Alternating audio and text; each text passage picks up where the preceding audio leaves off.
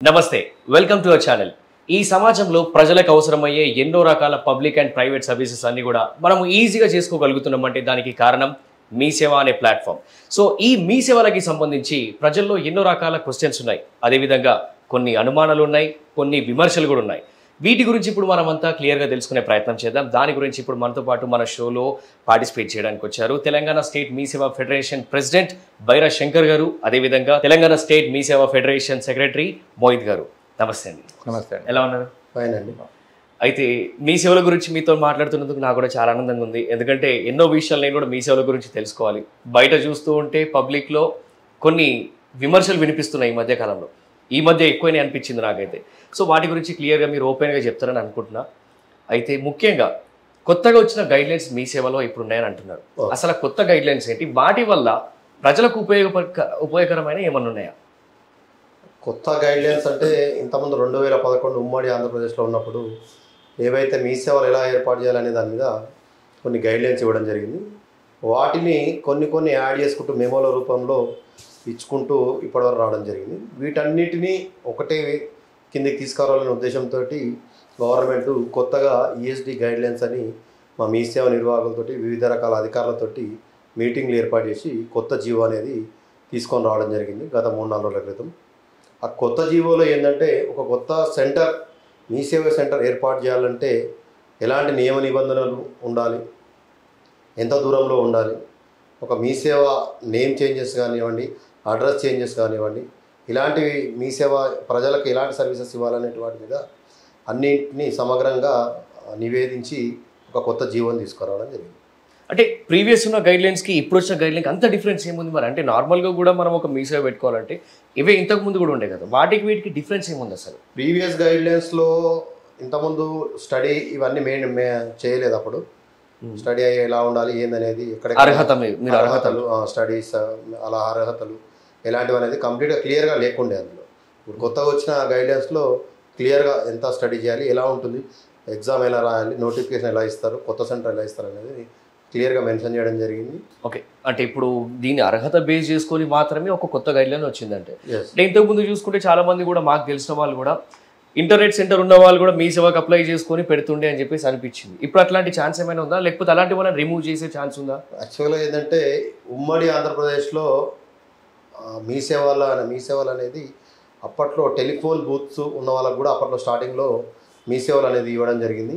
అది రాను మీ సేవలు ఇంటర్, డిగ్రీ, ప్రైవేట్ ఎస్సీఏలు ఉండే ఇంతకుముందు, వాటి నుంచి గవర్నమెంట్ దాంట్లోకి రావడం, దాని నుంచి ఈఎస్డి టేకప్ చేసుకొని డైరెక్ట్గా కలెక్టర్స్ ద్వారా సెంటర్స్ అలాట్ చేయడం అలాంటివి జరిగినాయి. ఇంతకుముందు ప్రైవేట్ ఎస్సీఏలో సెంటర్స్ అలాట్ చేసి చాలా అవకతవకలు జరినాయని చెప్పేసి గవర్నమెంట్ డైరెక్ట్గా కలెక్టర్లకు అధికారాలు అప్పచెప్పడం జరిగింది. దీని తర్వాత క్లియర్గా ఒక కొత్త సెంటర్ కావాలంటే ఎలా ఉండాలి, ఎంత చదువుకోవాలి, చదువుకున్న తర్వాత ఆ ఏరియాలో అవసరం ఉన్న దాన్ని బట్టి కలెక్టర్ గారు నోటిఫై చేస్తారు. ఆ ఏరియాలో సెంటర్ అవసరం ఉంది అని అనుకుంటే మాత్రమే అక్కడ పేపర్ నోటిఫికేషన్ ఇచ్చి సెంటర్ని అలాట్ చేయడం జరుగుతుంది. మీరు అన్నట్టు ఇంటర్నెట్ షాప్స్ అంటున్నారు. ఇప్పటికీ విచ్చలవిడిగా మనం ప్రతి గల్లీలో చూస్తాం క్యాస్ట్ ఇన్కమ్ సర్టిఫికేట్ అప్లై చేయబడి ఉంటుంది. కానీ అసలు ఉద్దేశం ఏంటంటే ప్రభుత్వం మీ సేవల ద్వారానే కాకుండా సిటిజన్స్ కూడా ఇంట్లో ఉండి కొన్ని సర్వీసులు అప్లై చేసుకోవడానికి సిటిజన్ లాగిన్ అనేది ఇచ్చింది. ఆ సిటిజన్ లాగిన్ని కొందరు ప్రైవేట్ ఇంటర్నెట్ సెంటర్ వాళ్ళు దుర్వినియోగపరుచుతూ సిటిజన్ లాగిన్ తోటి లాగిన్ అయ్యి సర్టిఫికెట్స్ అప్లై చేస్తున్నారు. అది చట్టవిరుద్ధం. దాని మీద ఈ కొత్త గైడ్లైన్స్లో మీ సేవ లోగో, మీ సేవ సర్వీసెస్ అనాథరైజ్డ్ వాళ్ళు ఎవరన్నా యూజ్ చేస్తే వాళ్ళ మీద క్రిమినల్ చర్యలు తీసుకోవడానికి ఉండే విధంగా ఈ కొత్త జీవోలో కూడా ఆ అంశాన్ని పొందుపరచడం జరిగింది. ఈ కొత్త జీవో అనేది మీరు అన్నట్టు ఇప్పటికి ఆల్రెడీ ఇంప్లిమెంటేషన్లోకి వచ్చిందా, లేకపోతే దీనికి ఇంకా కాస్త టైం స్టార్ట్ అయింది? ఎందుకు అంటున్నా అంటే రీసెంట్గా కూడా మనం మొన్న గవర్నమెంట్ కొన్ని నోటిఫికేషన్స్ రిలీజ్ చేసినప్పుడు దానికి ఇన్కమ్ సర్టిఫికేట్, క్యాస్ట్ సర్టిఫికేట్ తీసుకోవాలని చెప్పేసి అన్నారు. దాని గురించి కూడా ప్రైవేట్ ఇప్పుడు కంపెనీస్ ఇంటర్నెట్ సెంటర్స్ ఏవైతే ఉన్నాయో వాటిలో కూడా చాలా మంది అప్లై చేయబడను క్యాస్ట్ సర్టిఫికేట్, ఇన్కమ్ సర్టిఫికేట్ అన్నారు. మరి ఈ గైడ్ లైన్ రిలీజ్ అయిందంటే అదైతే ఉండద్దు అంటే అప్పుడు తీసేస్తారా, వాటన్నిటిని రిమూవ్ చేస్తారా? అంటే ప్రభుత్వం దృష్టికి వచ్చినప్పుడు మాత్రమే వాళ్ళు చర్యలు తీసుకుంటున్నారు. మేమనేది ఏంటంటే మా అధికారులకు కోరుకునేది ఏంటంటే ర్యాండమ్స్ చెక్ చేసి ఏదైతే మామూలుగా ఒక జిల్లాకు మాకు ఈడిఎం అనే అధికారి ఉంటాడు, అధికారి జిల్లాకు ఈడిఎం డిఎం అనే అధికారులు ఉంటారు. వాళ్ళు ఎంక్వైరీలు చేసి ఇలాంటి అనాథరైజ్డ్ సెంటర్స్ ఏవైతే ఉంటాయో వాటి మీద లోకల్ ఎంఆర్ఓకి ఇన్ఫర్మేషన్ ఇస్తే వాళ్ళు తగు చర్యలు తీసుకొని వాటిని తీసివేసే ప్రయత్నం చేస్తారు. ఓకే, మోదీ గారు చెప్పండి, అంటే నార్మల్గా ఒక మీ సేవ మనం ఒక ప్లేస్లో పెట్టాలనుకున్నప్పుడు, ఆల్రెడీ ఇప్పుడు ఒక సర్కిల్ ఈ ప్లేస్ ఉందనుకోండి, ఒక 500 మీటర్స్ రేడియస్లో 2 మీ సేవలు కూడా ఉన్నాయి కొన్ని ప్లేసెస్లో. ఓకే, బేసిక్గా ఒక మీ సేవ నుంచి ఇంకో మీ సేవకి ఎంత డిస్టెన్స్ రేంజ్ అనేది క్యాలిక్యులేట్ చేస్తూ ఉంటారు? అంటే డిపెండ్స్ ఆన్ పాపులేషనా లేకపోతే ఎట్లుంటుంది ఈ కొత్త గైడెన్స్లో? ఓకే, దీనికి డీటెయిల్గా ఇవ్వడం జరిగింది అది ఇన్ఫర్మేషను. ఫస్ట్ ఆఫ్ ఆల్, ఒక కొత్త మీ సేవ స్థాపించాలంటే కలెక్టర్ ద్వారా పేపర్ నోటిఫికేషన్ వస్తుంది. ఆ పేపర్ నోటిఫికేషన్లో ఎగ్జామ్ కోసం నోటిఫికేషన్ వస్తుంది. దానికి మినిమం డిగ్రీ పాస్ అయి ఉండాలి. ఒక డిగ్రీ పాస్ అయిన తర్వాత మీరు ఆ ఎగ్జామ్ రాస్తారు, ఎగ్జామ్లో పాస్ అవ్వాలి. పాస్ అయిన తర్వాత మళ్ళీ మీకు ఇంటర్వ్యూస్ ఉంటాయి. దాన్ని బేస్ చేసుకొని మీ సేవ ఇవ్వడం జరుగుతుంది. అయితే ఈ కొత్త గైడెన్స్లో మాత్రము అర్బన్ ఏరియాస్లో 1 కిలోమీటర్ రేడియస్లో కొత్త మీ సేవ ఇవ్వడానికి ఆస్కారం లేదు. 1 కిలోమీటర్ రేడియస్ గురించి మాట్లాడుతున్నాను నేను. ఇంకా సెమీ అర్బన్ ఏరియాస్లో 2 కిలోమీటర్స్ రేడియస్లో వేరే కొత్త మీ సేవ ఇవ్వడానికి ఆస్కారం లేదు. రూరల్ ఏరియాస్లో 3 కిలోమీటర్స్ రేడియస్లో అది ఇవ్వడానికి లేదు. అయితే ఓన్లీ కిలోమీటర్సే కాదు, దీనిలో పాపులేషన్ బేస్ కూడా ఉంటుంది. ఫర్ ఎగ్జాంపుల్, మన ఈ అర్బన్ ఏరియాస్లో ఈ ప్రతి 15,000 ఈ పాపులేషన్కి ఒక కొత్త మీ సేవ అది ఇవ్వాలని ఇన్ఫర్మేషన్ కూడా ఈ కొత్త జియోలో ఉంది. మీ సేవ అనే కాన్సెప్ట్ చాలా చాలా మంచి కాన్సెప్ట్ యాక్చువల్లీ. కానీ ఆ కాన్సెప్ట్ పైన ఏ కాన్సెప్ట్ పైన మీ సేవ బిల్డప్ అయిందో ఆ కాన్సెప్ట్ పైన మీ సేవ ప్రస్తుతానికైతే పనిచేస్తలేదు.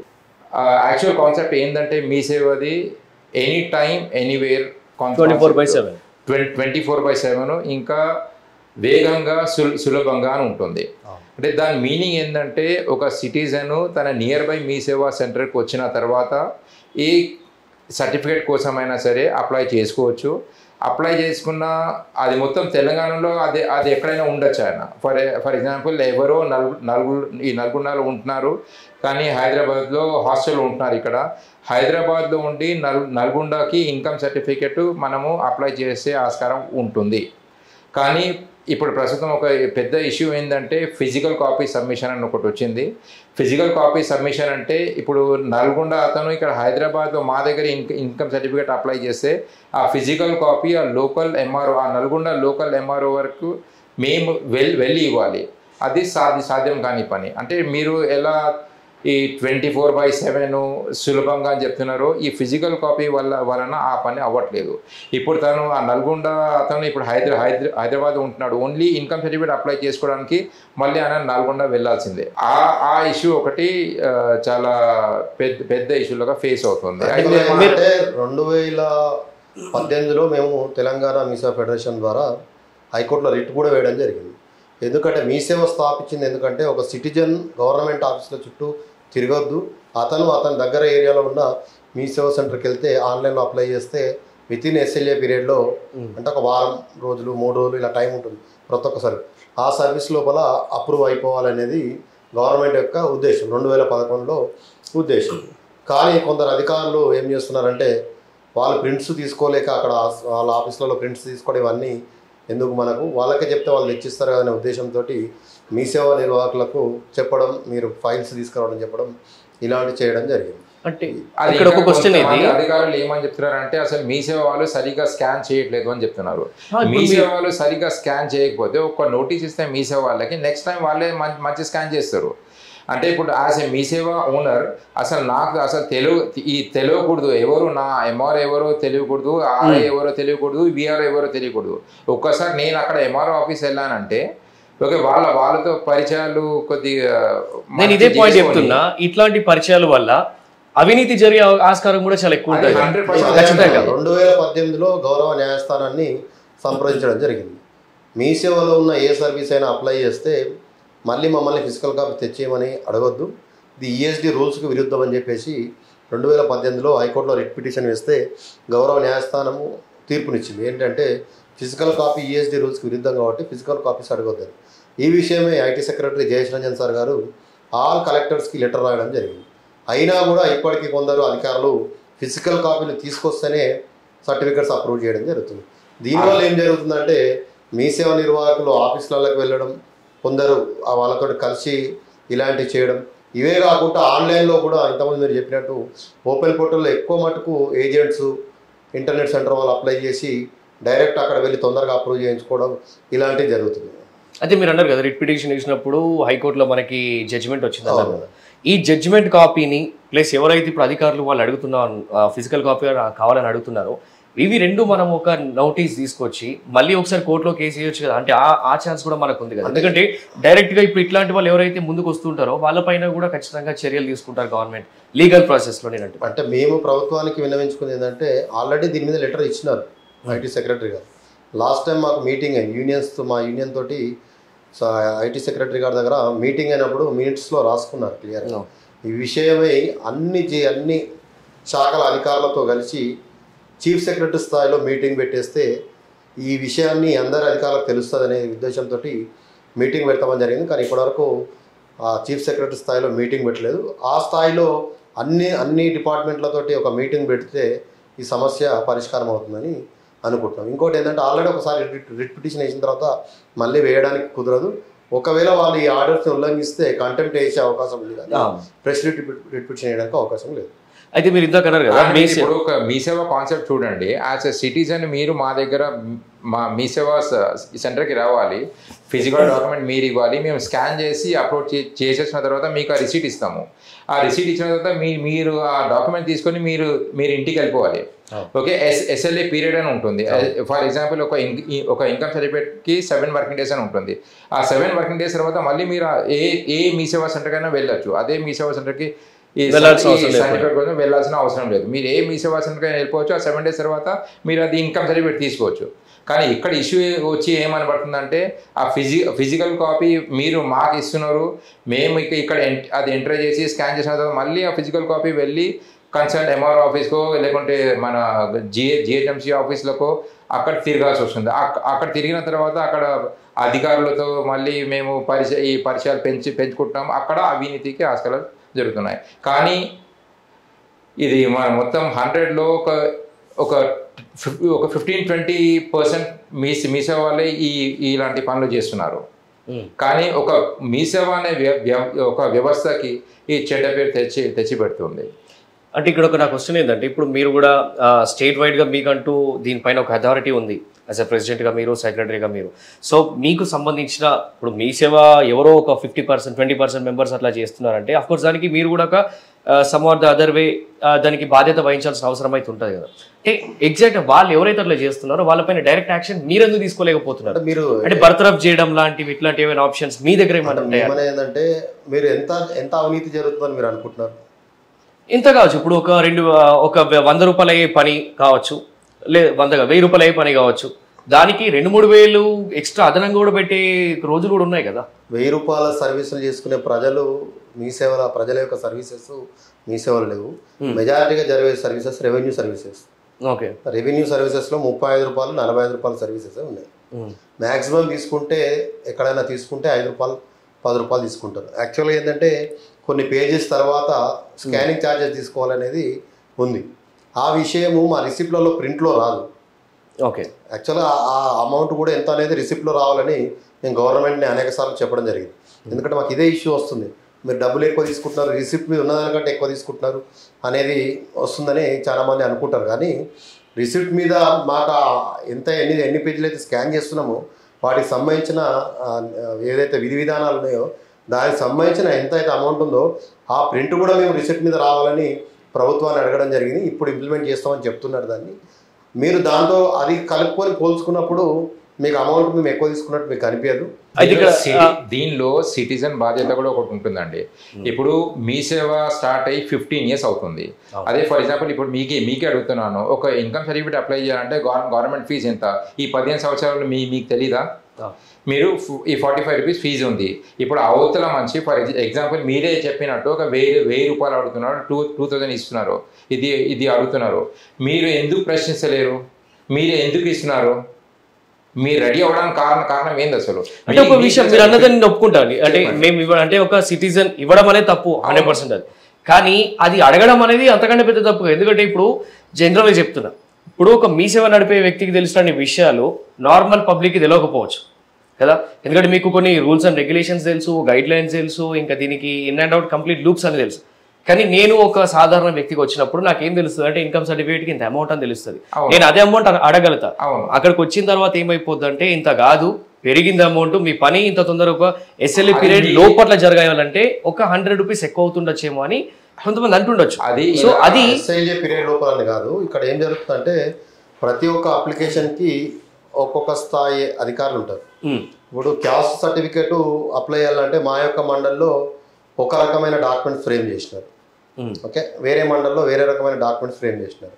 యాక్చువల్గా సిసిఎల్ఏ విధి విధానాల ప్రకారం కొన్ని అందరికీ ఒకే విధమైన డాక్యుమెంట్స్ ఉండాలని గవర్నమెంట్కి మేము రిప్రజెంటేషన్ ఇవ్వడం జరిగింది.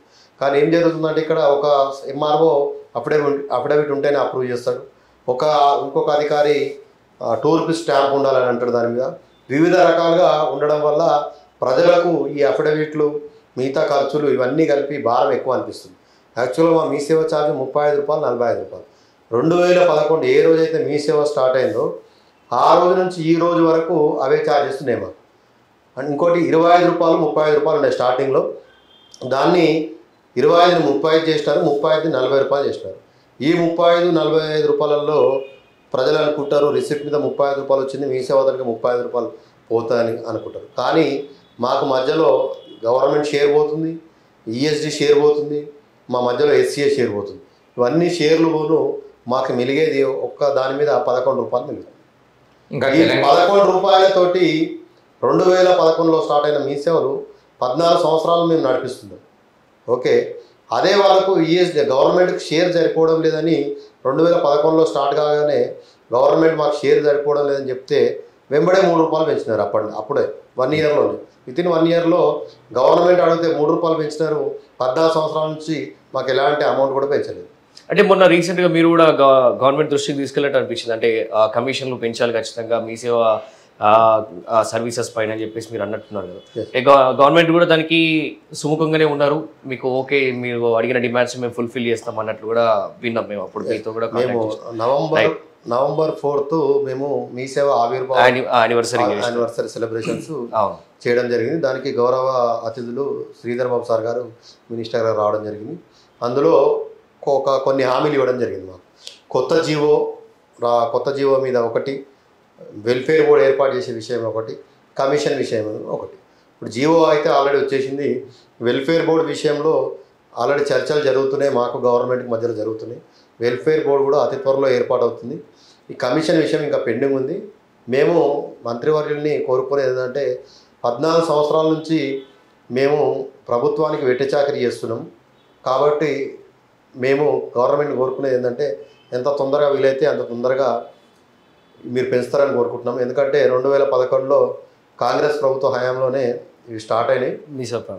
మళ్ళీ అదే ప్రభుత్వం ఇప్పుడు ప్రజాప్రభుత్వం ఉంది కాబట్టి ఈ ప్రభుత్వంలో రేట్లు పెరుగుతాయని కోరుకుంటున్నాం. అదే ఆల్మోస్ట్ నవంబర్ నుంచి ఇప్పుడు చూసుకుంటే కనుక దాదాపు 6 నెలలు కావస్తుంది కదా. అంటే దీనిపైన ఏదైనా మీకు అంటే మూవ్మెంట్ అనిపించింది? మంత్రి గారితో ఒక 3-4 సార్లు కలవడం జరిగింది. మంత్రి గారు చాలా సానుకూలంగానే ఉన్నారు. మేము అదే అనుకుంటున్నాము, అతి త్వరలో మా కమిషన్ కూడా పెరుగుతుంది అని అనుకుంటున్నామండి. అయితే జనరల్గా ప్రజలకు ఉండే డౌట్ ఏముంటుంది, ఒకటి మీ సేవ ఒకరు మెయింటైన్ చేస్తున్నప్పుడు దాన్ని ఇంకొకరికి ట్రాన్స్ఫర్ చేయడం కావచ్చు, ఒక ప్లేస్ నుంచి ఇంకొక ప్లేస్కి ట్రాన్స్ఫర్ చేయడం కావచ్చు, లేకపోతే సేల్ చేయడం కావచ్చు, ఇట్లాంటి ఆపర్చునిటీ ఏమైనా ఉంటుందా? ఈ కొత్త గైడెన్స్లో దీనిపైన కూడా క్లియర్గా ఇన్ఫర్మేషన్ ఉంది. ఫస్ట్ ఆఫ్ ఆల్ మీ సేవ సేలబుల్ కాదు, అది ఎవరికి మీరు అమ్మడానికి ఉండదు. ఫర్ ఎగ్జాంపుల్ ఇప్పుడు నా దగ్గర మీ సేవ ఉంది. ఈ కొత్త గైడ్లైన్స్ ప్రకారం కూడా నేను నా బ్లడ్ రిలేషన్లో ఉన్న వాళ్ళకి మీ సేవ ట్రాన్స్ఫర్ చేయగలను. ఓకే, అవతల మనిషికి నేను అమ్మడానికి అసలు ఉండదు. ఇది కొత్త గైడెన్స్ ప్రకారం రాస్తుంది. ట్రాన్స్ఫరబుల్ అది కూడా పాసిబుల్ కాదు. అంటే ట్రాన్స్ఫర్ పాసిబుల్ కాదన్నప్పుడు ఒక పర్సన్ నడిపిస్తున్నాడు, సో తన వల్ల కావట్లేదు అనుకున్నప్పుడు ఇంకొకరికి ట్రాన్స్ఫర్ చేద్దాం అనుకుంటారు. అంటే కంప్లీట్ క్లోజ్ చేసేయాలా? ఈ ప్రస్తావన అసలు ఇది రావడానికి నేమ్ చేంజ్ అడ్రస్ చేంజ్ రావడానికి కారణం ఏంటంటే ఇంతకుముందు ప్రైవేట్ ఎస్సీఏలు ఉండే. ప్రైవేట్ ఎస్సీఏలు అంటే మా ఈఎస్డి కింద ప్రైవేట్ ఎస్సీఏలు మా యొక్క మీ సేవ సెంటర్లని వాళ్ళ ఆధీనంలో నడిపించడం జరిగింది. అప్పుడు అడ్డగోలుగా మీ సేవలు ఇచ్చి పక్కపక్కనే మీ సేవలు ఎలాంటి గైడ్లైన్స్ నియమ నిబంధనలు పాటించకుండా మీ సేవలు ఇవ్వడం, మీ సేవలు ఓనర్స్ కాల్ చేయించడంతో అడ్రస్లు అక్కడెక్కడ మారడం, కొందరు అమ్ముకొని పోవడం ఇలాంటి చాలా జరిగింది.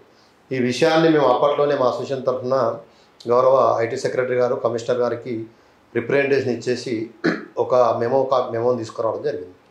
అసలు ఎందుకు నేమ్ చేంజెస్ జరుగుతున్నాయి, ఎందుకు అడ్రస్ చేంజెస్ జరుగుతున్నాయి. చాలా కాలంగా ఒకే భవనంలో మీ సేవ ఉండడం వల్ల కొందరు ఓనర్స్ కాల్ చేస్తున్నారు. అలాంటప్పుడు వేరే ఏరియాకు వేరే దగ్గరికి వెళ్ళాల్సిన పరిస్థితి కాబట్టి అలాంటి సందర్భాలలో చేంజ్ చేయడం, మీ సేవ ఓనర్ చనిపోవడం, మీ సేవ ఓనర్ ఆర్థిక పరిస్థితి బాగలేకపోవడం వల్ల అమ్ముకోవడం అలాంటి చాలా జరిగింది. ఎందుకంటే మాకు అప్పుడు ప్రైవేట్ ఎస్సీఏలు ఉన్నప్పుడు ఇప్పుడు చెప్తున్న 11 రూపాయలు కూడా రాకపోతుండే. 2-3 రూపాయలతోటి మేము అదే కమిషన్ తోటి మీ సేవ ఉంటే అరే పబ్లిక్లో మనకు మంచి పేరు వస్తుందనే ఉద్దేశంతో మీ సేవ సెంటర్ నడిపించుకుంటూ వస్తుంది. లాస్ట్కి ఏం జరిగిందంటే దాదాపు 1000 వరకు 1200 సెంటర్లు ఇలాంటి ప్రాబ్లమ్స్ ఎదుర్కొంటూ ఆ మెమో ద్వారా ఇప్పటికీ అన్ని name changes address changes clear అయినాయి. మేమనేది ఏంటంటే గవర్నమెంట్ ఇప్పుడు కొత్తగా ఇచ్చిన జీవోలు ఏమి ఇచ్చిందంటే బ్లడ్ రిలేషన్స్ వాళ్ళ దగ్గర ఎవరైతే జీవనోపాధి పొందుతున్నారో ఆల్రెడీ వాళ్లకు ట్రాన్స్ఫర్ చేసే ఉద్దేశంలోనే గవర్నమెంట్ కొత్త జీవో ఇవ్వడం జరిగింది. ఈ అమ్మడం కొనడం అలాంటిది గవర్నమెంట్ చేయమని ఎప్పుడు కూడా చెప్పదు. మేము కూడా అసోసియేషన్ తరఫున ఈ అమ్మడం కొనడం లాంటి మీ సేవలు చేయొద్దు, అనవసరంగా మీరు నేమ్ చేంజ్ కాకుంటే ఇబ్బందులు పడాల్సి వస్తుంది మేము కూడా మిగతా వరకు తెలియజేస్తున్నాం. అంటే నార్మల్గా నేను కూడా విన్నా అంటే నేమ్ చేంజెస్ కోసం అని కొంతమంది ఏంటంటే ఇంకొకరికి ట్రాన్స్ఫర్ చేసి డబ్బుల గురించి ట్రాన్స్ఫర్ చేసి అంటే డబ్బుల కక్కుర్తిబడి ఇస్తున్నారు అని చెప్పేసి కూడా ఇట్లాంటి వార్తలు వినిపించినాయి చాలా వరకు. అదే ఇది మొత్తం ఇల్లీగలే. అది ఎక్కడ గవర్నమెంట్ మొదటి నుంచి కూడా అది ఎక్కడ ఏ ప్రస్తావన ఇలా ట్రాన్స్ఫర్ చేయడానికి అసలు లేదు, అసలు ఆస్కారమే లేదు. Okay, it is completely illegal. Okay, అంటే మీ సేవల గురించి ఇంకొంచెం మనం లోతుకి వెళ్తే కొన్ని సర్వీసెస్ కొత్తగా యాడ్ చేస్తున్నారు కదా, సో వాటి వల్ల ప్రజలకు ఉపయోగపడే సర్వీసెస్ ఏమున్నాయి ఇప్పుడు లేటెస్ట్గా వచ్చేటివి? అసలు ప్రజలకు ఇప్పుడు ఉపయోగపడే సర్వీసెస్ అంటే నార్మల్ ఏబీసీ కేటగిరీ ఉన్న ప్రతి ఒక్కరికి కూడా ఉపయోగకరంగా ఏమున్నాయి, అసలు ఏం కొత్తగా రాబోతున్నాయి? ఇప్పుడు మీరు రీసెంట్గా చూసినారు రాజీవ్ యువ కోసం, అది ఆన్లైన్ ఓపెన్ పోర్టల్లో ఉన్నా కానీ మీ సేవల మీద నమ్మకంతో ప్రజలు మీ సేవల్ని సంప్రదించడం జరిగింది. ఇంకోటి ఇప్పుడు లేటర్ క్యాస్ట్ ఇన్కమ్ ఇవి ఎవ్రీ ఇయర్ ఇన్కమ్ అనేది ఎవ్రీ ఇయర్ తీసుకోవాల్సిందే. స్టడీస్ కోసం మిగతా వాటి కోసం ప్రభుత్వం అనేక రకాల స్కీమ్స్ తెస్తుంది కాబట్టి ప్రజలందరూ క్యాస్ట్ ఇన్కమ్ మిగతా సర్టిఫికెట్స్ తీసుకొని ఉంటారని అనుకుంటున్నాను.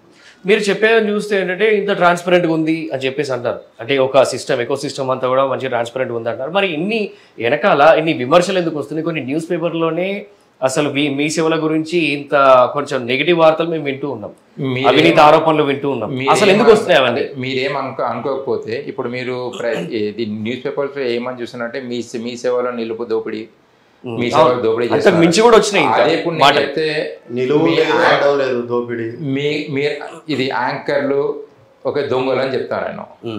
ఓకే, ఇది మీరు ఎప్పుడు న్యూస్ పేపర్లో ఏమైనా రాస్తే మీరు సెలెక్టివ్గా ఒక మీ సేవ సెంటర్ గురించి రాయండి, కానీ మీరు మీ సేవ వ్యవస్థనే మీరు దెబ్బతీస్తున్నారు. ఇప్పుడు మేము డైలీ 1,50,000 to 2 lakh ట్రాన్సాక్షన్ చేస్తున్నాము. ఓకే, అలాంటివి ఇప్పుడు మీ సేవలో నిలుపు దోపిడీ ఉంటేనే చేస్తున్నామా? 1,50,000 to 2 lakh transaction per day అలా అనేసి ఏముండదు. ఒక 5-10% మంది ప్రతి డిపార్ట్మెంట్లో ఉంటారండి. ఒక్క డిపార్ట్మెంట్ మీరు నాకు చెప్పండి దేనిలో అవినీతి జరగదనేసి. ఏదైనా ఎంఆర్ ఆఫీసర్ జరగదా? ఇప్పుడు ఎంతమంది మన ఇది జర్నలిస్ట్ కరప్టెడ్ ఉన్నారు ఇప్పుడు. కానీ వాళ్ళు ఉన్నారు కానీ మొత్తం ఒకటే ఆ సమాజానికి ఫర్ ఎగ్జాంపుల్ ఇది జర్నలిస్టే ఉన్నారు, ఏదో ఆఫీసర్స్ ఉన్నారు, వాళ్ళందరూ అవినీతి చేస్తున్నారు అనేసి అది అలా అనుకోకూడదు. అదే మీ సేవలో కూడా 10-15% మంది ఉంటారండి ప్రతి దాంట్లో. ఇప్పుడు కానీ ఆ ఒక సెలెక్టివ్ మేము కోరుకునేది ఏంటంటే తెలంగాణ మీ సేవ ఫెడరేషన్ పైన ఆ ఒక మీ సేవ అతను చేస్తే మాత్రం ఆ మీ సేవ సెంటర్కి హైలైట్ చేయండి మీరు. ఓకే, ఈ సమాజానికి మనం ఇది ఉపయోగం ఉంటుంది. కానీ మీరు జనరలైజ్ చేసి అన్ని మీ సేవలు ఏదో చేస్తున్నారు, దోపిడీ చేస్తున్నారు చేయడం అది సబబు కాదండి. అంటే మీరు ఇందాక అన్నారు కదా ప్రతి ఒక్క కేటగిరీలో అంటే ఇతర కొన్ని వర్గాల్లో కూడా ప్రతి దాంట్లో ఉన్నాయని చెప్పేసి అంటారు. ఓకే, అంటే మా దాంట్లో ఉంది కాబట్టి మా దాంట్లో ఉంది దీన్ని యాక్సెప్ట్ చేయండి అని మీరు అంటున్నారా? అది ఇప్పుడు యాక్సెప్ట్ చేయడం కాదు, అది ఇది జనరలైజ్డ్. ఓకే, లాస్ట్ మీరు 100 years 200 years చూసుకోండి, ఏ సిస్టమ్ అనేసి పర్ఫెక్ట్ ఉండదు. కానీ మనకు ఒక ఆపర్చునిటీ ఏంటంటే మనం ఏం పని చేస్తున్నామో అది సరిగ్గా చేస్తున్నామా లేమా అని మనం ఆత్మ విమర్శ చేసుకోవాలి. కానీ మీరు ఓన్లీ మొత్తం ఈ వ్యవస్థనే నాశనం చేస్తున్నారు మీరు. మళ్ళీ ప్రతి ఒక 1 వీక్ 10 డేస్ ఒకసారి చూడండి మీరు. ఏదో ఒక ఫర్ ఎగ్జాంపుల్ చెప్తున్నాను, ఒక జర్నలిస్ట్ ఏదో ఒక వేరే జిల్లాలో వచ్చి ఏదో పని చేయమని చెప్పారు మీసే వాళ్ళకి. వాళ్ళ పని చేయమని చెప్పారు. నెక్స్ట్ డే ఒక పెద్ద ఆర్టికల్ రాస్తారు ఆ జర్నలిస్టు, ఏంది మొత్తం అవినీతి జరుగుతుందని. ఇది సభావేనా? ఇది మేము పెద్ద న్యూస్ పేపర్ న్యూస్ బ్యూరో వాళ్ళతో కలిసాము. ఓకే, వాళ్ళని అడిగితే వాళ్ళు అదే చెప్తున్నారు. ఓకే, మాదంలో కూడా కొంత మంది ఉన్నారండి, దాంట్లో ఏం చేయలేకపోతున్నాం అనేసి. అది ఫ్యాక్ట్. ఈ సమాజం 100% ఏదో ఫుల్ ప్రూఫ్ అనేసి అసలు ఉండదు. కానీ 10% 15% చేసే పనికి మీరు అడ్డంగా పెట్టుకొని మొత్తం ఈ వ్యవస్థని నాశనం చేయడం అని ట్రై చేస్తున్నారు. అది ఎంతవరకు సవాబు? అది అంటే ఇదే ఇప్పుడు యాజ్ అథరైజ్డ్ పర్సన్స్ మీరు ఇద్దరు ఉన్నారు ఇప్పుడు. సో ఇట్లాంటి వాటి గురించి ఇవన్నీ కంప్లైంట్స్ మీ దగ్గరకు వస్తున్నప్పుడు వీటిపైన మీ యాక్షన్ ఏంటి అసలు? అంటే జనాల్లో ఈ పర్సెప్షన్ తీసేయాలంటే ఫస్ట్ మీ యాక్షన్ ప్లాన్ సిటిజన్స్ అవేర్నెస్ ఉండాలండి. ఓకే, సిటిజన్ కి ఏది మీ సేవా సెంటరో ఏది ఆన్లైన్ సెంటరో అది తెలియాలి. ప్రతి మీ సేవలో సిటిజన్ చార్టర్ అనేసి ఉంటుంది. 2019 తర్వాత మన హైదరాబాద్ జిల్లా గురించే మాట్లాడతాను. హైదరాబాద్ జిల్లాలో కొత్త మీ సేవలు అసలు రాలేదు 2019 తర్వాత. కానీ మీరు చూసే ప్రతి గలీలో ఒక మీ సేవా సెంటర్ అని ఉంటుంది. అది లీగలా ఇల్లీగలా అసలు జనాలే తెలియదు. అసలు ఫస్ట్ ఈ ప్రశ్నించే ఈ తత్వం సిటిజన్ రావాలి. ఇంకా మీకు ఇందాక అన్నట్టు ప్రతి సర్వీస్కి ఒక గవర్నమెంట్ ప్రిస్గా ఫీ ఉంది. ఆ ఫీ మీకు ఆల్రెడీ సిటిజన్కి తెలుసు. అది తెలిసిన తర్వాత కూడా ఎవరో ఇప్పుడు 50 రూపాయల కోసం 500 రూపీస్ అడిగితే మీరు ఇస్తారా? అసలు మీరు ఇస్తున్నారంటే అసలు ఎందుకు ఇస్తున్నారు? మీరు మీ పని తొందర అవ్వాలనే కదా అది ఇస్తున్నారు. ఇంకా ఇది అప్రూవల్ అథారిటీ అది ఎవరి చేతిలో ఉంది? మీ సేవల చేతిలో ఉందా అప్రూవల్ అథారిటీ? మీరు నా దగ్గర ఏదో ఒక సర్టిఫికేట్ చేయమని వచ్చారు. ఏదో నేను ఏదో బర్త్ సర్టిఫికేట్లో కరెక్షన్ కోసం వచ్చారు. ఆ అథారిటీ ఎవరి దగ్గర ఉంది?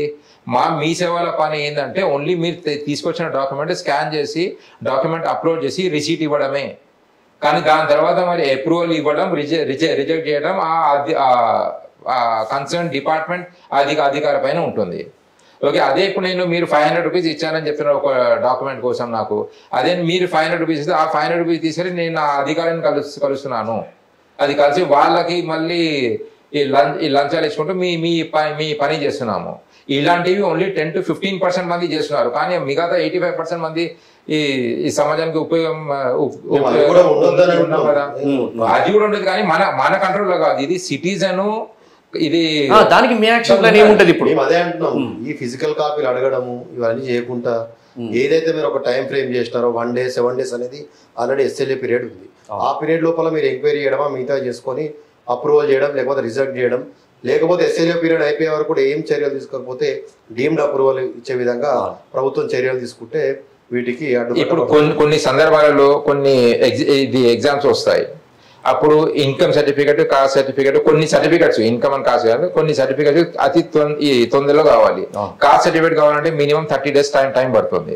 కానీ మనకు ఉన్నాయి ఓన్లీ వన్ వీక్ ఉన్న ఎగ్జామ్ షెడ్యూల్ కోసం. అప్పుడు నాకు వన్ వీక్ లో కాస్ట్ సర్టిఫికేట్ రావాలంటే ఏం చేయాలి? తెలంగాణ మీ సేవా ఫెడరేషన్ తరఫున మేమేం అధికారాన్ని కోరడం జరిగిందంటే ఈ తత్కాల్ సర్వీస్ అనేది ఒకటి పెట్టండి. ఇది ప్రజలకు చాలా అవసరము. ఇప్పుడు ఫర్ ఎగ్జాంపుల్ ఇప్పుడు ఇన్కమ్ సర్టిఫికేట్ 45 రూపీస్ ఫీ ఉంది. మీ తత్కాల్లో 500 పెట్టండి. 500 పెట్టి 2 days లో ఇవ్వండి సిటిజన్ ని. ఎందుకంటే కంపల్సరీ కావాల్సిందే. అది ఒక ఎమర్జెన్సీ కేసెస్ లో అవసరం. ఇలా అవ్వకపోతే ఇప్పుడు వీళ్ళు ఏం చేస్తున్నారంటే బ్రోకర్ దగ్గర వెళ్తున్నారు. బ్రోకర్ దగ్గర వెళ్తే అదే 500 గవర్నమెంట్ కి వచ్చేది బ్రోకర్ తీసుకొని అది అప్రోచ్ చేసుకొని ఇస్తున్నారు. ఈ తత్కాల్ సర్వీస్ కూడా మేము గవర్నమెంట్ ని ఒకటే అడుగుతున్నాము, ఈ తత్కాల్ సర్వీస్ అది ఇంట్రడ్యూస్ చేయాలి. ఇంట్రడ్యూస్ చేస్తే ఇక్కడ అవినీతికి మీరు కంట్రోల్ చేసినట్టు ఉంటుంది. అయితే ఇప్పుడు ఒక మన స్టేట్ దాడి పక్క స్టేట్కి వెళ్తే ఏపీలో వాట్సాప్ గవర్నెన్స్ అని చెప్పేసి వచ్చింది, ఇంట్రడ్యూస్ చేశారు అక్కడ. సో ఒకవేళ అదే కనుక ఇక్కడికి వస్తే మన పరిస్థితి ఏంటి? ఎందుకంటే ఇప్పుడు అప్పుడు చూసుకుంటే కనుక మీ సేవల అవసరం అనేది ఇంక ఉండదు, ఫిజికల్ ఎస్టాబ్లిష్మెంట్ అవసరం లేదు. ఎందుకంటే ఆల్రెడీ అంతా ఆన్లైన్లో జరిగిపోతుంది. ఒక పర్సన్ డైరెక్ట్ అన్ని పనులు చేసుకున్నాడు. అప్పుడు అది ఒకవేళ ఇక్కడికి వస్తే మీ పరిస్థితి ఎట్లుంటుంది? ఏపీలోనే కాదు ఇక్కడ కూడా వాళ్ళు మా ప్రభుత్వం తెలంగాణ టెక్నాలజీ మారుతుంది, ప్రపోజల్ తోటి మేము మారాలి. టెక్నాలజీ మారుతుంది. టెక్నాలజీతో పాటు మేము కూడా మీ సేవతో పాటు ఇతరత్ర సర్వీసులు చేసుకుంటూ మా యొక్క ఆదాయాన్ని పెంచుకునే మార్గాన్ని వెతుక్కుంటూనే ఉన్నాం. మేము కూడా వెతుక్కోవాల్సిందే మిగతా వాళ్ళు కూడా. కానీ ప్రభుత్వం మా శ్రమకు తగ్గ ఏదైతే కమిషన్ ఉందో అది అతి త్వరగా పెంచితే మాకు న్యాయం చేసిన వాళ్ళు అవుతారు. ఇప్పుడు రీసెంట్గా చూసుకునే కనుక కొత్త ఆధార్ అనేది కొన్ని సెంటర్స్లో చేయట్లేదని చెప్పేస్తున్నారు. అసలు ఎందుకు, దానికి ఇష్యూ ఏంటి? దీని గురించి క్లియర్గా చాలా మంది ఇప్పుడు ఆధార్ సెంటర్స్ అనేటివి ఎలా అయిందంటే, అంటే మీకు మామూలుగా చెప్పాలంటే ఒక ఆధార్ సెంటరు వాళ్ళు ఎంతో భద్రతగా ఫీల్ అవుతున్నారు. ఓకే, ఆధార్ సెంటర్ యాక్చువల్గా 2011 ఆ టైంలోనే ఆధార్ స్టార్ట్ అయింది. స్టార్టింగ్లో మీ సేవలలో నడిచే ఆధార్ సెంటర్స్ 2018 వరకు మీ సేవలోనే స్మూత్గా రన్ అయింది. 2018 తర్వాత ఆధార్ వాళ్ళు ఒక గైడ్లైన్ తీసుకొని వచ్చినారు, సుప్రీంకోర్టు సో ఆర్డర్స్. దానివల్ల సెక్యూరిటీ విషయంలో మీ సేవల నుంచి తీసుకెళ్ళి ప్రభుత్వ ఆఫీసులలో ఆధార్ సెంటర్స్ నడిపేయాలనే ఉద్దేశంతో కొన్ని గైడ్లైన్స్ తీసుకురావడం జరిగింది. దాన్ని మేము అపోజ్ చేస్తూ హైకోర్టులో రిట్ పిటిషన్ వేయడం జరిగింది. అందులో మాకు కొద్దిగా ఆర్డర్ రాకపోవడం, ఇంకా కేసు ఇప్పటికి కూడా పెండింగ్ ఉంది 2018 నుంచి. తర్వాత 2022లో మళ్ళీ ఒక ఇనోజ్ మోడల్ అనే ప్రపోజల్ తీసుకొచ్చింది గవర్నమెంట్. ఓకే, 2018 నుంచి 2022 వరకు మాకు గవర్నమెంట్ ఆఫీసులలో ప్లేసెస్ దొరకపోయినా, డబ్బాలు వేసుకొని, ఫ్యాన్లు సరిగ్గా లేకపోయినా అన్ని రకాల బాధలు అనుభవించుకుంటూ కూడా ప్రజలకు సర్వీస్ ఇచ్చినాం. మళ్ళీ 2022లో ఇనోజ్ మోడల్ అనేది ఒక కొత్త ఆప్షన్ని ప్రభుత్వం తీసుకొచ్చింది. ఇనోజ్ మోడల్ అంటే ఇప్పుడు ఏదైతే మేము మా గవర్నమెంట్ కమిషన్ ఇస్తుందో దాన్ని శాలరీ మోడల్ లాగా ప్రభుత్వం మమ్మల్ని శాలరీకి పెట్టుకోవాలి, సెక్యూరిటీ ఇష్యూస్ అది ఇదని యుఐడి సెంట్రల్ గవర్నమెంట్ వాళ్ళు చెప్పడం, స్టేట్ గవర్నమెంట్ వాళ్ళు మాకు ఇంటిమేషన్ ఇవ్వడం, దాని మీద ఒక మీటింగ్ ఏర్పాటు చేసి ఇది ఇలా అనుకుంటున్నారు అని చెప్పడంతో మేము రాష్ట్ర అసోసియేషన్ తరఫున మేమందరం అపోజ్ చేసి దాన్ని హైకోర్టులో రిట్ చేసి స్టే తీసుకురావడం జరిగింది. ఓకే, అప్పటి నుంచి వీళ్ళు ఎంత క్రూరంగా బిహేవ్ చేస్తున్నారంటే ఆధార్ వాళ్ళు, మీరు చూడొచ్చు డిస్ట్రిక్ట్లలో పేపర్లలో చాలా మీకు ఆర్టికల్స్ వస్తుంటాయి. ప్రజలు గంటలు వెయిట్ చేస్తుంటారు. పొద్దున 6 గంటలకు పోయి ఆధార్ సెంటర్ లేని మండలాలు ఎన్నో ఉన్నాయి. ఆధార్ సెంటర్స్ ఇప్పటికి కూడా లేని మండలాలు ఎన్నో ఉన్నాయి. సెంటర్ బ్లాక్ అయితే యాక్టివేట్ చేయకుండా సంవత్సరాలు ఆధార్ వాళ్ళు మమ్మల్ని ఇబ్బంది పెట్టారు. మేము అయినా కూడా ఓర్చుకొని మిగతా ఏవైతే నడుస్తుందో కంటిన్యూ చేస్తూ హైకోర్టులో కేసులు వేయడం, వాటి ద్వారా యాక్టివేషన్ చేయించుకోవడం, రిలీఫ్ తీసుకోవడం జరుగుతుంది. రీసెంట్గా గవర్నమెంట్ ప్రతిపాదన ఏం పెట్టిందంటే ఇనోజ్ మోడల్లో మీరు షిఫ్ట్ కండి, ఆ కిట్స్ గురించి మాట్లాడదాం, సేమ్ పాత మోడల్లోనే మీకు కమిషన్ ఇచ్చే విధంగా చేద్దాం.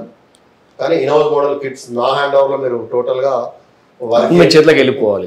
కిట్స్ అంటే కిట్స్ మేము ఇస్తాము, మేము మీకు ఇంతకుముందు మీరు కిట్స్ వాడుకునే వాళ్ళు కదా, ఇప్పుడు మేము కిట్స్ ఇస్తాము, మేము కిట్స్ ఇస్తాము, శాలరీని కమిషన్ బోర్డులో మీకు పే చేస్తామని చెప్పడంతో సరే మా వాళ్ళు కూడా చాలా మంది ఇబ్బందులు ఎదుర్కొంటున్నారు. సెంటర్స్ యాక్టివేషన్స్ కాకుండా ప్రజలు కూడా చాలా మంది ఇబ్బందులు ఎదుర్కొంటున్నారు.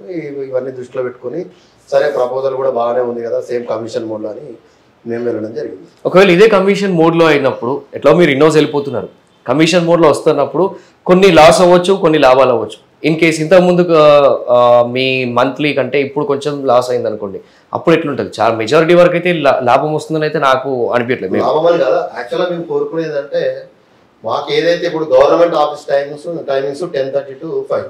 అవును, మేము అదే సమయంలో ఆధార్ దించాల్సి వస్తుంది. అవును, ఓకే, కొన్ని ఆఫీసులలో అయితే మేము ఆధార్ సెంటర్స్ పెట్టుకుంటే మమ్మల్ని ఏదో అంటరాని వాళ్ళలాగా అధికారులు బిహేవ్ చేస్తున్నారు. ఇక్కడ ఎందుకు పెట్టిరు, కలెక్టర్ ఇస్తే మాకేంది, ఇలాంటివి మాకు అంటరాని వాళ్ళలాగా మమ్మల్ని చూస్తున్నారు అధికారులు.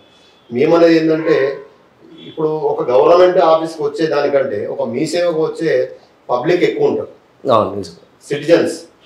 సిటిజన్స్ నీడ్ ఏంది, పాన్ కార్డు ఇలాంటి మీ సేవ సర్వీసెస్ కోసమే మీ సేవ సెంటర్కి వస్తారు.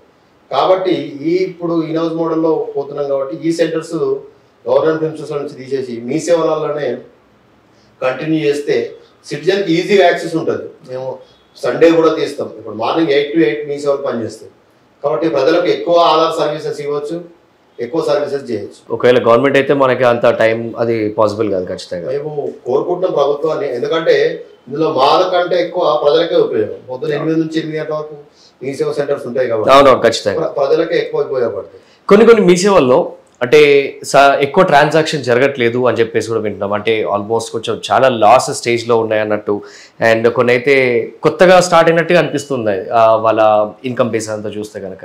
మేము తెలంగాణ మీ సేవ ఫెడరేషన్ తరఫున ఒక ఆర్టీఐ వేయడం జరిగింది. ఆ ఆర్టీఐలో ఏమని అడిగినామంటే, మా 4500 మంది మీ సేవ ఓనర్స్ ఉన్నాం మొత్తం ఈ తెలంగాణలో. లాస్ట్ 1 ఇయర్లో ఒక్కొక్క మీ సేవకి మంత్లీ గవర్నమెంట్ తరఫున కమిషన్ ఎంత వచ్చింది అని ఆర్టీఐ వేయడం జరిగింది.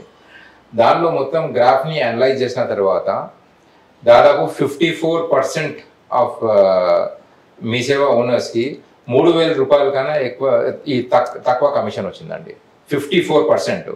ఇంకా దాని తర్వాత మళ్ళీ 24% మీ సేవ వాళ్ళని 3000 నుంచి 6000 మధ్యలో కమిషన్ వేయడం జరిగింది. అంటే దాదాపు 80% మీ సేవ వాళ్ళు 6000 రూపీస్ కన్నా తక్కువ కమిషన్ వచ్చింది. ఇప్పుడు మనం 2025లో ఉన్నాము.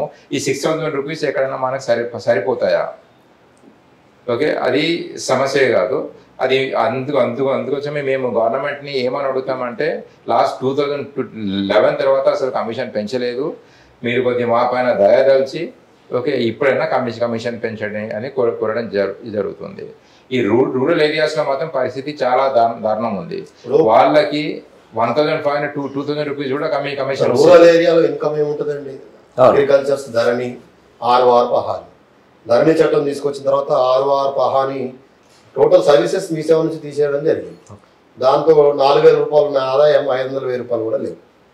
మరి ఇప్పుడు మీరు ఇంత అంటున్నారు కదా, అంటే ఆల్మోస్ట్ మీరు చెప్పిన లెక్కను చూసుకుంటే అటు 2000 అని ఒకసారి అన్నారు, 6000 వరకు, అంటే చాలా లీస్ట్ ఒక మనిషికి అవి కూరగాయల ఖర్చులు కూడా కావు కొన్ని సందర్భాల్లో కదా. మరి అట్లాంటప్పుడు ఇంతమంది కొత్తగా మీ సేవ సెంటర్స్ పెట్టడానికి ఎగబడుతున్నారు అంటే ఎందుకు అట్లా? కొత్త మీ సేవ సెంటర్స్ అసలు రాలేదండి. అదే మీకు ఈ సిటిజన్ కి ఉండే ఒక అపోహ. నేను హైదరాబాద్ ఎగ్జాంపుల్ తీసుకున్నాను. మీకు 2019 తర్వాత ఒక్క మీ సేవా సెంటర్ కూడా అది అప్రూవల్ కాలేదు. ఆయన కానీ మీరు ప్రతి గల్లీలో ఒక మీ సేవా సెంటర్ అది illegal. It is only an online centre.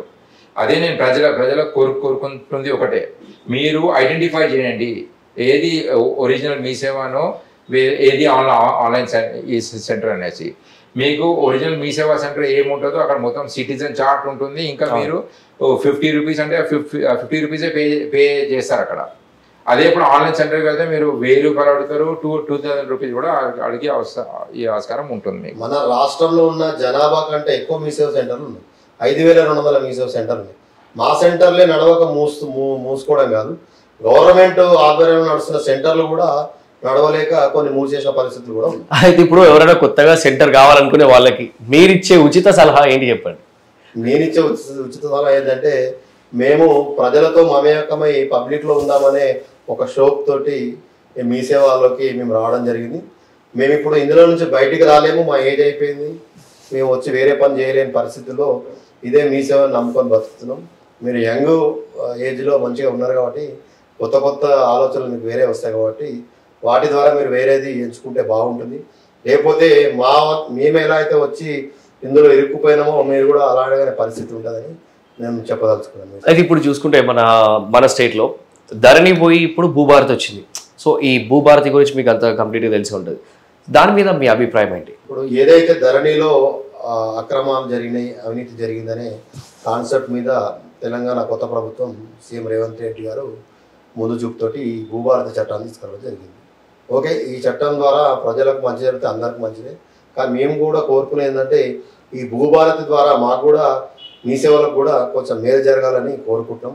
Bhubharati వచ్చిన తర్వాత అయినా 6 పహాని ఇంతకుముందు ఏవైతే మీ సేవలో ఉన్న సర్వీసెస్ తీసేసిరో ఆ సర్వీసెస్ మాకు ఇస్తే కొద్దిగా మేము కూడా ఆర్థికంగా కొద్దిగా డబ్బులు సంపాదించుకునే అవకాశం ఉంటుంది. కొద్దిగా మాకు కూడా ఆర్థికంగా కొంచెం మేము కూడా ఎదగే అవకాశం ఉంటుందని కోరుకుంటున్నాం. సో ఓవరాల్గా చూసుకుంటే కనుక ఇప్పుడు మీ సేవల గురించి మనం మాట్లాడుకుంటే స్మూత్గా రన్ అవ్వాలి మీ సేవలు అంటే ఇట్లాంటి ఇష్యూస్ అన్ని క్లియర్ అయిపోయి మంచిగా రన్ అవ్వాలి. ప్రజలకి మనం ఏదైతే అనుకున్నామో మీ సేవకంటూ ఒక మోటివ్ ఉంది, ఆ మోటివ్ ఫుల్ఫిల్ కావాలంటే అసలు ఏ రకంగా మీ సేవ ఫ్లో ఇప్పుడు ఉంటే బాగుంటుంది? సులభంగా వేగంగా ఉందండి. దీని మీనింగ్ ఏంది? Easier and faster. ఓకే, 24/7 ఎక్కడంటే అక్కడ అవ్వాలి. ఫస్ట్ హిండ్రెన్స్ దీనికి ఏముందంటే ఫిజికల్ కాపీ సబ్మిషన్. ఆ ఫిజికల్ కాపీ సబ్మిషన్ అనేసి గవర్నమెంట్ పూర్తిగా తీసేయాలి. ఏ అధికారి కూడా మాకు ఫిజికల్ కాపీ అడగకూడదు. ఫిజికల్ కాపీ అడగడం వల్లనే అవినీతి జరుగుతుంది. ఇప్పుడు నా మీ సేవా సెంటర్కి వచ్చిన తర్వాత మీరు ఏదో నా కాపీస్ ఇస్తారు, అది నేను అప్లోడ్ చేస్తాను, అంతే రిసీట్ మీకు ఇస్తాను. ఆ రిసీట్ మీరు తీసుకెళ్ళిపోతారు. ఆ SLA పీరియడ్ లోపల మీకు సర్టిఫికేట్ వచ్చేస్తే ఇక్కడ అవినీతి ఎక్కడైనా జరుగుతుందా? ఆస్కారమే లేదు. అదే నేను వెళ్ళి ఏమైనా అధికారులతో కలిస్తే మాత్రము ఖచ్చితంగా అవినీతి వస్తుంది. ఇంకోటి నేను సిటిజన్ని అసలు చెప్పదలుచుకోవాలి ఏంటంటే, ఐడెంటిఫై చేయండి అసలు బ్రోకర్లు ఎవరు, నిజమైన మీ సేవ ఓనర్లు ఎవరు అనేసి. ఆ 15% మందిని వదిలేయండి అవినీతి చేస్తున్న వాళ్ళు మీ సేవలని. మిగతా 85% మంది మీ సేవ వాళ్ళు మీకోసము డైలీ రాత్రింబలు కష్టపడి 1,50,000 to 2 lakh transaction per day చేస్తున్నారు. ఇప్పుడు మాకు చాలా మంది 85% మీ సేవల గురించి మాట్లాడతాను. మాకు ఆ ఏరియాలో గుడ్ విల్ చాలా ఎక్కువ ఉంది. మీరు మంచి మీ సేవ నడిపే వాళ్ళ దగ్గర వెళ్ళండి. ఒక్కసారి బయట మేము తిరిగితే మాత్రము అందరూ సలాము నమస్తే చేస్తుంటారు. రీజన్ దానికి మేము ఆ గుడ్ విల్తో మేము నడిపిస్తున్నాం కాబట్టి. ఓకే, మేము ఎక్కడ అవినీతి చేయట్లేదు. ఈ గవర్నమెంట్ చెప్పిన SLA పీరియడ్లో అది అప్రూవల్ అయిపోతే మాత్రము ప్రజలు చాలా హ్యాపీగా మాకు శ్రమకు తగ్గ కమిషన్ కూడా రావాలి. ఇస్తే డబ్బులు ఎవరు 10-15% కూడా ఎక్కువ తీసుకునే అవకాశం లేదు. ఎందుకంటే ఇప్పుడు మీరు కూడా చూడొచ్చు, 10 రూపాయలు 20 రూపాయలు ఉన్న వస్తువు 2011లో ఈరోజు 100 రూపాయలు అయింది. కానీ మాకు అప్పుడున్న 35 రూపాయల యూజర్ ఛార్జే ఇప్పుడు కూడా అదే ఛార్జ్ ఉంది. 14 సంవత్సరాలు కూడా మేము అదే పనులు చేసుకుంటూ 5-10 రూపాయలు ఎక్కువ తీసుకుంటే ఏదో పెద్ద దేశద్రోహం చేసినట్టు 10 రూపాయలు ఎక్కువ తీసుకుని అవినీతి జరిగిపోయింది, అది జరిగిపోయింది, ఇది జరిగిపోయిందని. అదే మిమ్మల్ని ఒక ప్రశ్న అడుగుతున్నాను. ఒక ఎలక్ట్రిసిటీ బిల్ మీరు మీ సేవలో కడుతున్నారంటే మాకు ఎంత కమిషన్ వస్తుంది అనుకుంటున్నారు మీరు? ఒక 5,000 రూపాయలు మీ ఎలక్ట్రిసిటీ బిల్ ఉంది, మీరు మా దగ్గర కట్టడానికి వచ్చారు, అది ఎంత కమిషన్ వస్తుంది అనుకుంటున్నారు మీరు? 100 రూపాయలు అట్లా. అక్షరాల రూపాయి కూడా రాదండి మాకు. ఒక ఎలక్ట్రిసిటీ బిల్ పైన అక్షరాల్లో రూపాయిన్నర లోపలే వస్తుంది మాకు. ఇంకా ఇప్పుడు ఫర్ ఎగ్జాంపుల్ ఒక ఇన్కమ్ సర్టిఫికేట్ కోసము గవర్నమెంట్ ప్రిస్క్రైబ్ 45 రూపీస్ ఉందండి. ఆ 45 రూపీస్ అసలు ఎవరికి వెళ్తుంది? అది ఏమైనా ఐడియా ఉందా మీకు? 90% మంది సిటిజన్ ఏమనుకుంటారంటే ఆ 45 రూపీస్ కూడా వీళ్ళ దగ్గరే వెళ్తుంది అనేసి. కానీ అది నిజం కాదు. ఆ 45 rupees divided by 4 shares divide అవుతుంది. ఒకటి ఫస్ట్ అది ESG షేర్ అని చెప్తారు, దాని తర్వాత డిపార్ట్మెంట్ షేర్, ఒక SCA షేర్, ఇంకోటి మీ సేవ ఓనర్ షేర్. ఆ 45 రూపీస్ 4 షేర్లు డివైడ్ అయిన తర్వాత మా దగ్గర మాకు వచ్చిన పర్సంటేజ్లో 18% మళ్ళీ GST కట్టడం జరుగుతుంది. ఆ 18% తర్వాత మళ్ళీ 5% TDS కట్ అవుతుంది. ఇవన్నీ కట్ అయ్యి మా దగ్గర వచ్చేసరికి ఒక సర్టిఫికేట్ కోసం మాకు 12 రూపీస్ 13 రూపీస్ వస్తుందండి. ఆ 12 రూపీస్ 13 రూపీస్లో 2025లో అది బతకడం అంత ఈజీనా? అది కాదు. అందుకోసమే మేము గవర్నమెంట్ అపీల్ చేస్తున్నాము, ఎట్లయినా మీరు మా కమిషన్ పెంచండి. కమిషన్ పెంచి మేము దాదాపు 100% మీ సేవలో మేము అట్ ద ఏజ్ ఆఫ్ 20-25 మీ సేవలో తీసుకున్నాము. 15 సంవత్సరాలు నడిపించినాము. అయితే మా దగ్గర వాళ్ళు దాదాపు 80% మంది 40 years కానీ అయిపోవు. మేము ఏం వేరే పని చేసుకోవడానికి మాకు అసలు ఆస్కారమే లేదు. ఎందుకంటే మా జీవితం మొత్తము దీనికే చేసినాము. ఓకే, దాని తర్వాత అది ఇప్పుడు మీరు ప్రస్తుతం అయితే మా కమిషన్ పెంచితే ఏదో మాకు సహాయం చేసినట్టు ఉంటుంది. అయితే మీ గురించి అంటే మీ సేవకి సంబంధించి నెగిటివ్గా ప్రచారం చేస్తున్న వాళ్ళకి కొంతమంది ఉన్నారు అని అంటున్నారు కాబట్టి, సో వాళ్ళకి మీరు చెప్పే మాటలేంటి? ఇప్పుడు మేము నెగిటివ్గా ప్రచారం చేసేది వాళ్ళకి చెప్పేది అంటే, కొన్ని చోట్ల జరుగుతుండొచ్చు, మేము జరగవు అని చెప్పడం లేదు. కొన్ని చోట్లలో ఏజెంట్స్ వాళ్ళ అవసరాలను బట్టి తొందరగా అర్జెంట్ కావాలని మాట్లాడుకోవడం, ఇలాంటి వాటి వల్ల జరుగుతుండొచ్చు.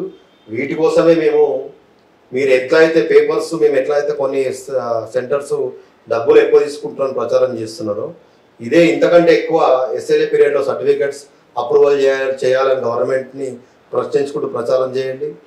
హైకోర్టు ఫిజికల్ కాపీలు అడగద్దు అని ఉన్నా కానీ అడుగుతున్న అధికారులను ప్రశ్నించుకుంటూ హైలైట్ చేయండి.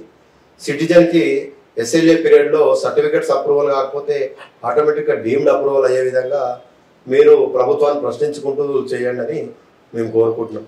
ఓకే, అవినీతి నిర్మూలన చేయాలంటే మీ సేవలో ఆ పర్టికులర్ సెలెక్టివ్ మీ సేవా సెంటర్ని మీరు మెన్షన్ చేయండి. ఆ న్యూస్ పేపర్ ఆర్టికల్ వేసేటప్పుడు ఆ సెలెక్టివ్ ఈ మీ సేవా సెంటర్ లో ఏదో అవినీతి జరుగుతుందని చెప్పండి. కానీ అతన్ని ఏదో వేరే ఉద్దేశంలో టార్గెట్ చేసుకుంటూ మాత్రం ఆ మీ సేవను బదలాం చేసుకుంటూ సర్టెన్ ప్రూఫ్స్ ఉంటే చేయాలని మోహిత్ గారు అన్నట్టు ఏంటంటే సర్టెన్ ప్రూఫ్ ఉంటే ఆ ప్రూఫ్ అటాచ్ చేసుకొని ఆర్టికల్ రాయడమో లేకపోతే ఏ చేయడం అని. కానీ మీరు మొత్తం మీ సేవ వ్యవస్థనే మీరు దోపిడీ చేస్తున్నారు, అవినీతి చేస్తున్నారు అంటే అప్లై చేస్తే 200 రూపాయలు అయింది 200 రూపాయలు అయిందని అనుకుంటారు. కానీ ఇక్కడ మా దగ్గర అయ్యేది ఏంది 45 రూపాయలు 50 రూపాయలు ఛార్జ్ చేస్తారు. అఫిడవిట్ కి మిగతా వాటికి ఛార్జెస్ సపరేట్ ఉంటాయి. అది బయట చేయించుకునే వాళ్ళు చేసుకుంటారు. ఆల్రెడీ మీ సేవలు స్టాంప్ వెండర్స్ ఎవరైనా ఉంటే వాళ్ళు అఫిడవిట్లు అవి చేస్తారు. మొత్తం కలిపి ఆ ఛార్జ్ ఉంటుంది కాబట్టి ఉంటుంది కానీ ఓన్లీ మీ సేవ 45 రూపాయలు అనే 200 రూపాయలు తీసుకునే పరిస్థితి అయితే ఎక్కడ ఉండదు. ఇవన్నీ కలుపుకొని సిటిజన్ ఆ విధంగా చెప్తాడు తప్ప సిటిజన్ కూడా తెలియదు. నువ్వు క్యాస్ట్ సర్టిఫికేట్ అప్లై చేస్తే ఎంత అయిందంటే లెక్కేసుకుంటాడు. 100 రూపాయలు, అఫిడవిట్ అయితే 150 రూపాయలు, 4 జిరాక్స్ 10 రూపాయలు, మొత్తం కలిపి 200, ఇంటికి పోయి వచ్చినందుకు 100, మొత్తం 300 దాకా అయినాయి సార్ అని చెప్తాడు. అంతేగాని ఇక వీళ్ళు పెద్దగా రాసేస్తారు 300 నిలువు దోపిడీ అని. అసలు ఏం చేసుకున్నారు మీరు, అక్కడ ఏమేమి సర్వీసెస్ చేసుకున్నారు? మేమనేది ఏంటంటే మీరు ఏది అడగకండి, మొత్తం వైట్ పేపర్ మీద రాస్తే మీరు సర్టిఫికేట్స్ అప్రూవ్ చేస్తే చేయండి. సిటిజన్ కి ఏం డబ్బులు కావు కదా. యూనిఫామిటీ ఉండాలి మొత్తం తెలంగాణ ప్రతి మండల్ ఆఫీసుల్లో. ఒక యూనిఫామిటీ లెక్క మనకు డాక్యుమెంట్ చెప్తే ఆ డాక్యుమెంట్స్ అప్లోడ్ చేస్తాం మేము. సర్టిఫికేట్లు చూడండి ఎంత ఘోరంగా తిరుగుతున్నారు ప్రజలు అంటే. నిజమే, చాలా ఇబ్బంది పడుతున్నారు ప్రజలు. 3 ప్రూఫ్లు కావాలంటారు, 3 ప్రూఫ్లు అప్లై చేసినాక అదర్ చైల్డ్ బర్త్ అంటారు, వివిధ రకాల required document not submitted hence rejected.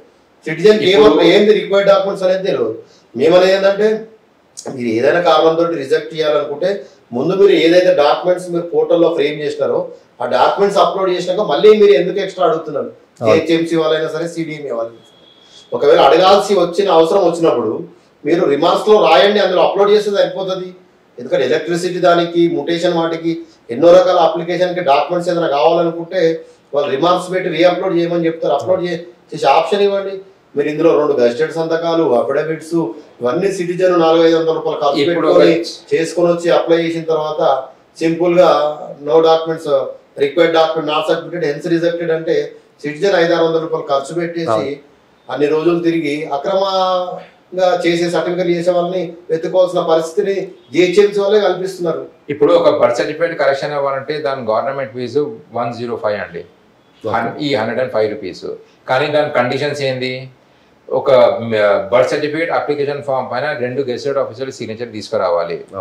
అది ఆ సిటిజన్ ఎక్కడో గెస్టెడ్ ఆఫీసర్ కోసం తిరుగుతాడు, 500-600 రూపాయలు పెట్టు ఒక 2 గెస్టెడ్ ఆఫీసర్లు సిగ్నేచర్ తీసుకొస్తాడు. దాని తర్వాత ఎఫిడవిట్ మ్యాండేటరీ. దానికి ఒక ఎఫిడవిట్ కోసం అదే 150 రూపీస్ ఒక ఎఫిడవిట్ చేసుకుంటాడు. ఎఫిడవిట్ చేసిన తర్వాత పేరు ఏం తేడా ఉందో దానికి 3 ప్రూఫ్లు సబ్మిట్ చేయాలి. ఇంత చేసిన తర్వాత కూడా ఫైల్ రిజెక్టెడ్ అనే వస్తుంది.